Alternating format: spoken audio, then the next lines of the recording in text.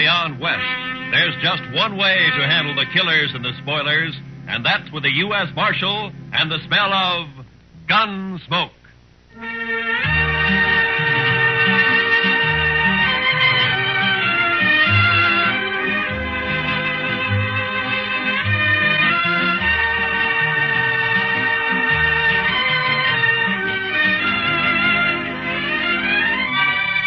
Gunsmoke, starring William Conrad.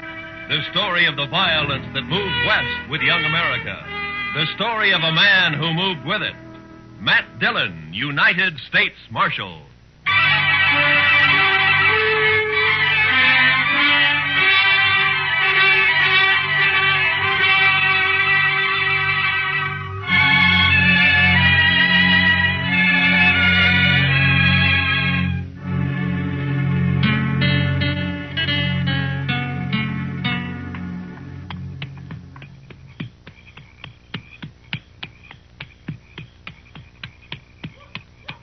Oh, boy. Oh.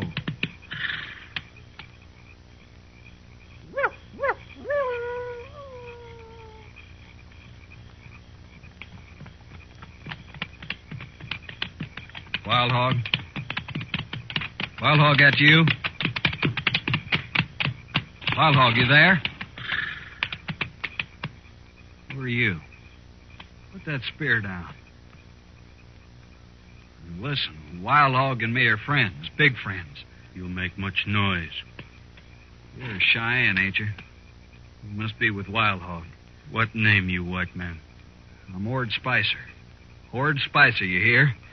You bother me and you'll be in big trouble with Wild Hog. No trouble. Tell these other redskins to put their spears down. I need more room. Come, white man. Are you with Wild Hog or ain't you? Much talk, come. All right. Any tricks, I'll shoot you first.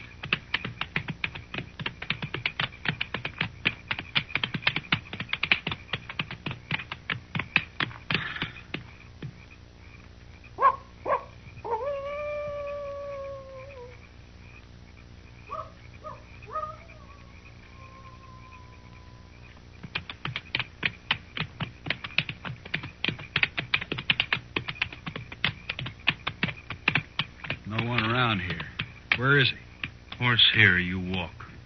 Blasted, why can't he ride out like anybody else? I want to be in Dodge tonight. Come.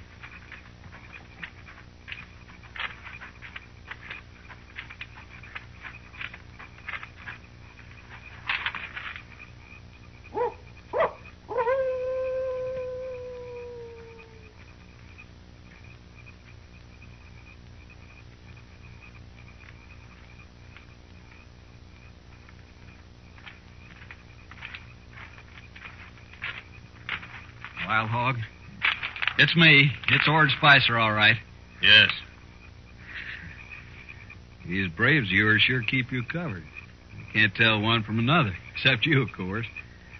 I even thought maybe I'd run into the wrong Indians. No moon tonight.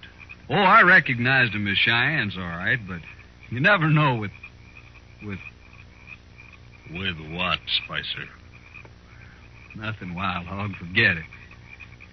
You never know with Indians. Now, Wild Hog, you and me are friends. Don't get so touchy. I didn't mean nothing. We are not friends. I pay you. That is all. Sure we're friends. You're about the most educated Indian I ever met, that's why. I learn only English from the white man. Nothing else. Well, you sure had a good teacher, fella. General Custer, many bitter moons ago. I was a scout. Don't matter. I never heard of him. He was killed. Well, that's nothing to do with me. You got the money, Wild Hog? Yes. Here. $500. $500? Our deal was for $1,000. You will get the rest later. But I'm running a big risk for you Cheyennes. This is mighty dangerous work, Wild Hog. It will be even more dangerous if we do not meet again, Spicer. Oh, Wild Hog, you can trust me. I'll be back, you know that. Yes.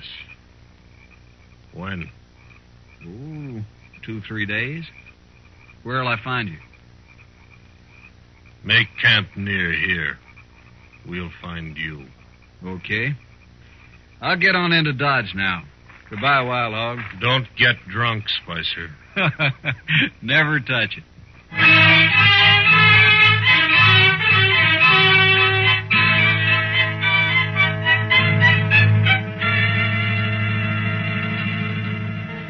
Hey, bartender. Set out another bottle of whiskey for me and my friend. What'd you say you're called, stranger? Ord Spicer, friend. Mm-hmm. Here, let me fill your glass. Some town you got here, Dodge. You're sure easy with your money, Spicer. Nothing's too good for my friend. Say, what name you go by anyway? You got a lot of money, Spicer. Sure, I got money. I'll have more soon. You must have hit it rich, huh? Sure, I hit it rich. Easy money, friend. Easy money. How'd you do it, Spicer, anyway? Friend, I live like a gambler. My life's chicken one day and feathers the next. Right now, it's all chicken. Yeah, but how'd you do it? You made out real good, Spicer. Brains and guts, friend. Brains and guts. That's all it takes. I know, but how? You don't get money like that robbing old Indians.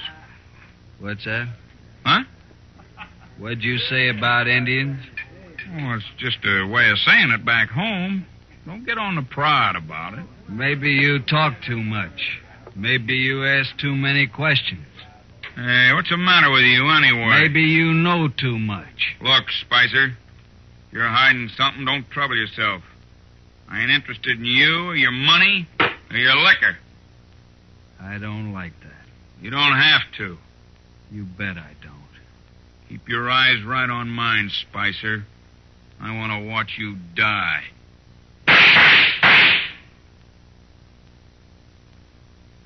Spicer.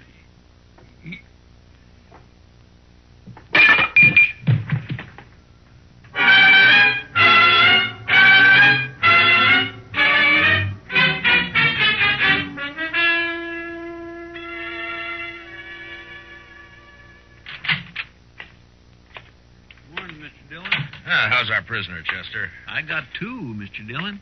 You got two? Yes, sir. There's that Ord Spicer fella you locked up, and then there's a drunk who tried to buffalo me after you went to bed. No? Did you have any trouble with him? A little, Mr. Dillon. He tried to hit me on the head with his 6-gun. Well, you look all right. Oh, he didn't do it, sir. I bit his thumb and kneed him at the same time. Well, that's quite a trick, Chester. You must have been practicing. No, sir, I haven't been practicing. But I had it all thought out. I see. All right, let's turn Spicer loose. I'll go get him, Mr. Dillon.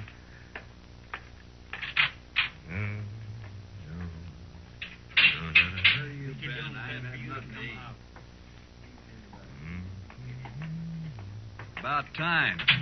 Where's my gun, Marshal? There it is, Spicer. And, don't use it around here anymore. You can't bother a man for self-defense. I just want you to stay out of Dodge. One kill at your limit here, even in self-defense. I ain't afraid of you, Marshal. Besides, this is a poor town anyways. You can have it.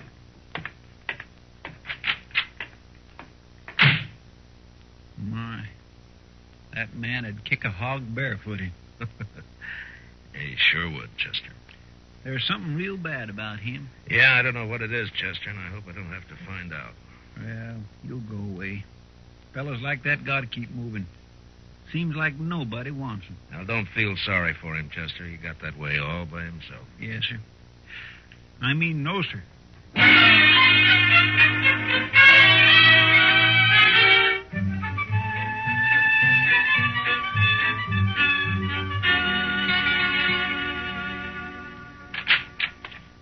Morning, Marshal. Those greeners get here yet, Jack? Yep. Come in on the Santa Fe yesterday, Marshal. 4 of them. Right back here. Oh, good. Beautiful guns, ain't they? Just beautiful. You're a good storekeeper, Jack, but I only need 2 of them. Well, I can make you a good price on all 4, Marshal. It wouldn't be any good if I don't need 4, would it? Well, maybe not, but I never know. I got half a dozen 44 Sharps rifles, same shipment. Thought I'd be stuck with them forever. Well, with the big 50 out now, there ain't a buffalo hunter to use a 44 anymore. I don't see any 44s. Well, that's just what I'm telling you. Feller stopped in just this morning, took all 6. Paid me $75 apiece, too. You sold 6 rifles to one man? That's right, Marshal. Was he a buffalo hunter? Well, looked more like a drifter to me. Had plenty of cash, though. You know his name? No idea. Nothing wrong with it, was there, Marshal? Been a hold-up around here I haven't heard about? No. Just a lot of rifles for one man to buy. No law agin it, is there? What'd this man look like, Jack? Tall, skinny, kind of mean face. Mm-hmm. Did he wear 1 6-gun with black grips? Yeah. Come to think of it, he did. You know him? Yeah. Ord Spicer. He killed a man last night. Talk to him. Well, now I heard about that shooting. What do you suppose he's up to now? Where'd he go? I wouldn't know it. Packed the rifles on a mule and rode out of town. You going after him, Marshal? No. It's like you say, Jack. There's no law against a man buying all the rifles he wants. Seems strange, that's all. Well, let's settle on the price for those greeners, huh?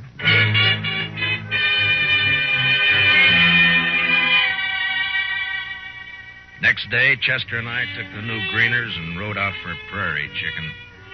We had a sackful within an hour, and we headed back to town, arguing on the way as to whether we'd bake the birds whole or just cut the breasts off and broil them.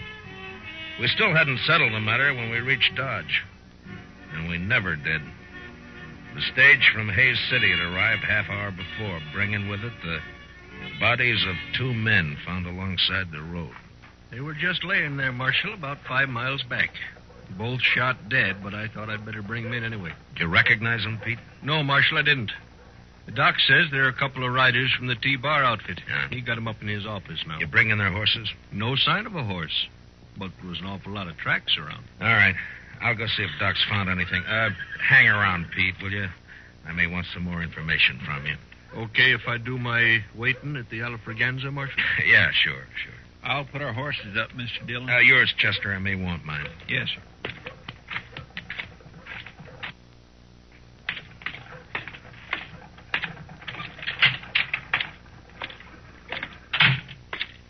Oh, hello, Marshal.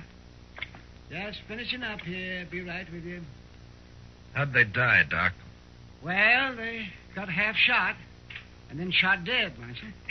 Yeah, I know, but is there any way of telling if maybe they killed each other? There.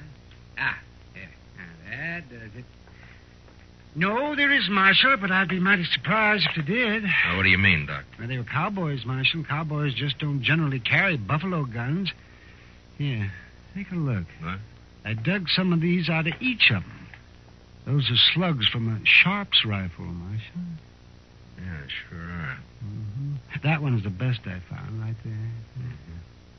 What caliber did you say this is, Doc? Oh, I'd guess 44. 44 Sharps. Mm-hmm. Not many 44s in use around here since the big 50 came out. I know a man with 6 of them, Doc.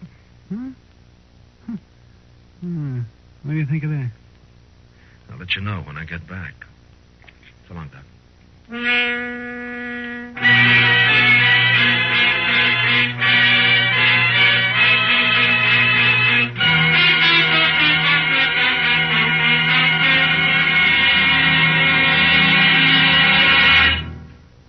We will return for the second act of Gunsmoke in just a moment. But first, behind the famous creaking door to Inner Sanctum tomorrow evening, there lies one of the most hair-raising tales to date. Meet Raymond, your host, on Inner Sanctum tomorrow night on most of these same CBS radio stations.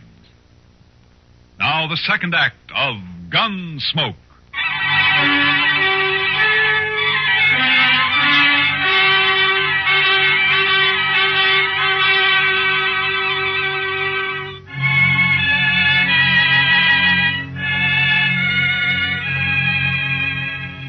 The stage driver rode with me back to where he'd found the bodies, and from there I rode on alone.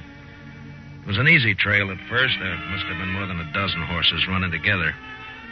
Long toward dusk, however, they suddenly split up, and I was faced with two different trails to follow. I made a gambler's choice and rode harder than ever. There was only an hour of light left to track by when my horse stepped into a prairie dog hole, snapped his leg, and went over hard. My head glanced off a rock. There was a shower of light, and nothing.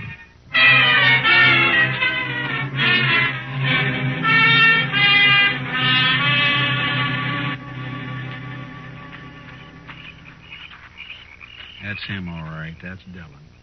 He's the marshal at Dodge I told you about. I think he is not dead. Stop. Put away your gun. But you can't let him live. He'd kill us, all right. I'm going to kill him anyway. You die for it if you do. Okay. You're the boss. But you'll wish I'd shot him. He is coming to now. We take care of him our own way.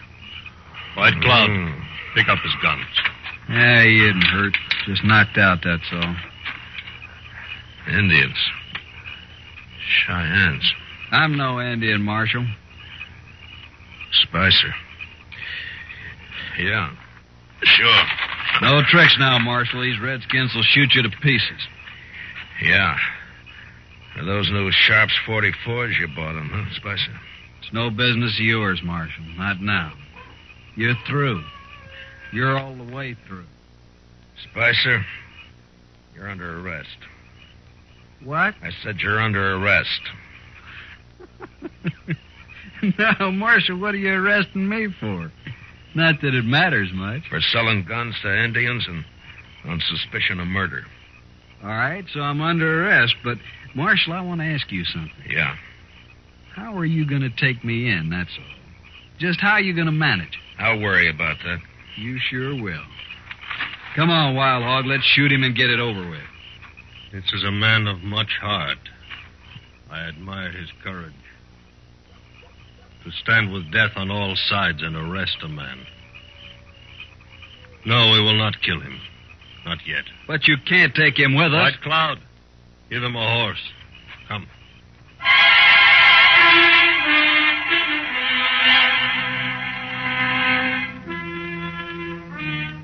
They gave me a horse, all right, with the T-Bar brand on it.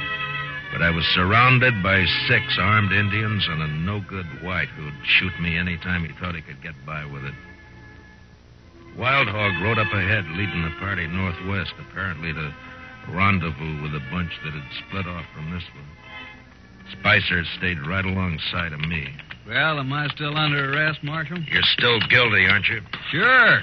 I'll admit it. Don't matter, being as how you'll never see Dodge again or any other place. What are you doing with these Cheyennes here anyway, Spicer? I got a deal with Wild Hog, Marshal. Real good deal. Killing white men, part of it? They don't need any help there, Marshal. They like to kill white men. Maybe they'll kill you before they're through. No, I'm too valuable to them. They like me. No? Now, why would they like you? Well, they didn't at first, but I talked them into it. Talked Wild Hog into it. He's a smart fella, that Indian. Saw right away what I could do for him. Like buying those rifles. What else did you do for him? Well, I stopped those 2 riders with the horses. Told them I was sick. Got them off guard. Those Cheyennes were on before they could move. It was real easy. You're kind of like a Judas sheep in a slaughter pen, huh? Yeah, that's it, Marshal. Pays better, though. I got $500 coming since we find a ranch or 2 to raid. I see. Pretty good deal, huh? You know, I think a lot more of these Indians than I do of you, Spicer. I don't like that, Marshal. At least they got an argument on their side. But you're just a renegade white. I'll kill you for that, Marshal. Now, shut up. All right, you've asked for it. Shoot me and Wild Hog will split you wide open, Spicer. Besides, he spotted the rest of his party up there. Huh? Oh, yeah. All right for now, Marshal. But I'll see you dead. I promise I'll see you dead.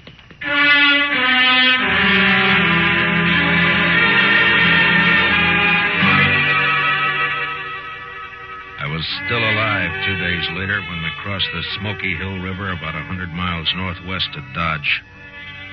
There were 15 Cheyennes in the party. And day and night, 2 of them, by turns, never took their eyes off of me. They seemed anxious for an excuse to cut my throat. I had to watch every movement I made. Looked pretty hopeless. Wild Hog was smart, and he took no chances. But often he and I rode along together, though always flanked by my 2 warrior guards. Country is greener already. Better every mile. Why have you been raiding so far south, Wild Hog, if you like this land better? We are northern Cheyenne, Marshal, from the Bighorn Mountains. The Army took us south to a reservation in the Oklahoma Territory. Oh, so that's it. You jumped your reservation, huh? Why should we live in a hot, flat land that has no game? But the Army will be after you again. You've broken the law. Whose law? Ours or yours? All right, Wild Hog. But the Indian has a law against murder. You've broken that twice that I know of. Cheyenne does not speak of it as murder to kill his enemy. Those cowboys weren't your enemy, Wild Hog. They weren't fighting you. The Army drove us from our home in the mountains. The Army took our horses from us. We are going back home now on other horses, that's all. That doesn't explain your killing. Those men were peaceful. Marshal, if I could, I would kill every white man in the country. But I cannot. The Indian nations cannot. The red man has always fled before the white man. Those cowboys weren't chasing you? We needed their horses. They didn't even have a chance to fight. You tricked them. Is it only the white man who is allowed to trick his enemy? I was young once, Marshal, but I have seen too much trickery and lies and destruction and broken promises. I'll admit that's happened, Wild Hog. But you know, not every man is a liar and a killer. No. There are white men like you. And there are white men like Spicer. Spicer. Tell me something. Would you consider Ord Spicer guilty of murder? The Indian is Spicer's enemy, not his own people.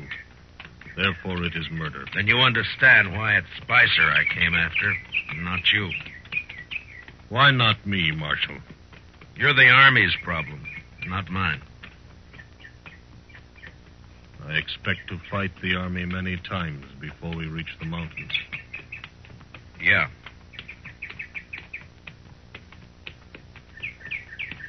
What are your plans for me, Wild Hog? I have been thinking. Yeah? I do not know yet. Well, what about Spicer? Spicer works for me. Why should I think about him? Then you're not as smart as I figured. All right, Marshal. I do not trust Spicer. He is a traitor to his own people and only for money. I have rifles now and enough horses. I do not need Spicer. You're going to kill him? Why not? He is only another white man. You said yourself you can't kill all the white men. If you were free, Marshal, you would take him back and let other white men kill him. What difference how he dies? Makes a difference to me, Wild Hog. I'm a lawman. I may have to kill you, too. You're a hard man to be friends with.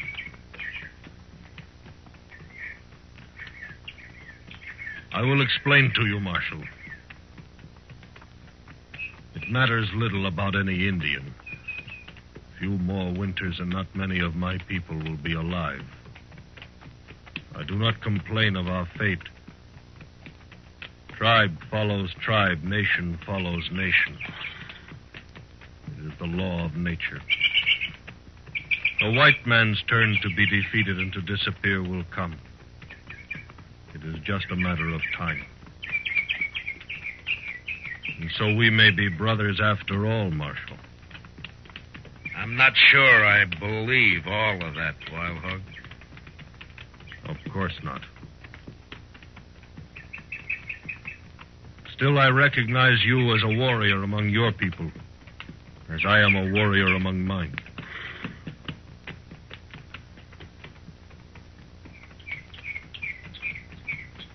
Too bad we're not on the same side. As long as we are brave and willing to die, does not matter. I ride ahead now. You stay with the others.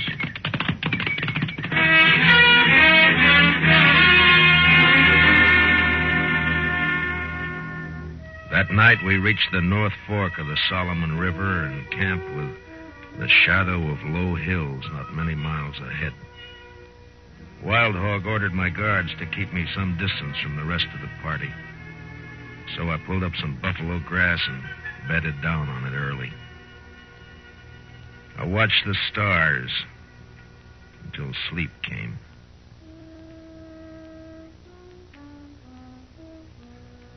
Next thing I heard was the sound of horses fading off in the distance.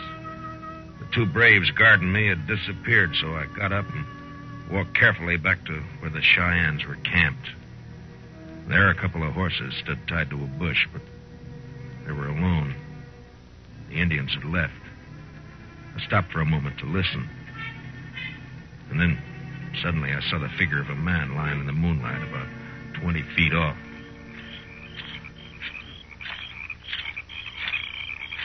Spicer? Spicer? Yeah, there's no blood on you. You're all right. Come out of it, man. Come on. Yeah. My hair. You've been knocked out, that's all. Now, come on, sit up. Oh, it's you, Marshal. What happened? Where are they? Where's Wild Hog? They've gone. Gone? Gone where? Here, let me... Where'd they go? They've been headed for the Bighorn Mountains. Less chance of running into the army if they travel at night. But they couldn't leave me. Not here. Not now. Looks like they did. Some brave clubbed you and they rode off, that's all. But I gotta go with them. You're still groggy, Spicer. And you're still under arrest. Remember? You can't take me in, Marshal. Wild Hog will be back. He won't let you. Why do you think he left you here, Spicer? We're friends. Big friends, me and Wild Hog. You got no friends. You don't belong in anybody's camp. And I'm taking you back to Dodge anyway. That murdering redskin. He's a better man than you, Spicer. He's brave and he's willing to die. Now, come on, we got a long ride back.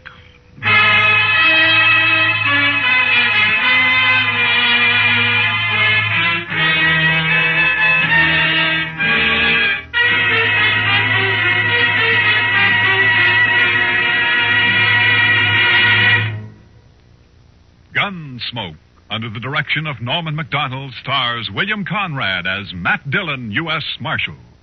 Tonight's story was specially written for Gunsmoke by John Meston, with music composed and conducted by Rex Corey. Featured in tonight's cast were Harry Bartell, Larry Dobkin, Herb Vigran, and Jack Crucian. Parley Baer is Chester, and Howard McNear is Dark. Join us again next week as Matt Dillon, U.S. Marshal, fights to bring law and order out of the wild violence of the West in Gunsmoke.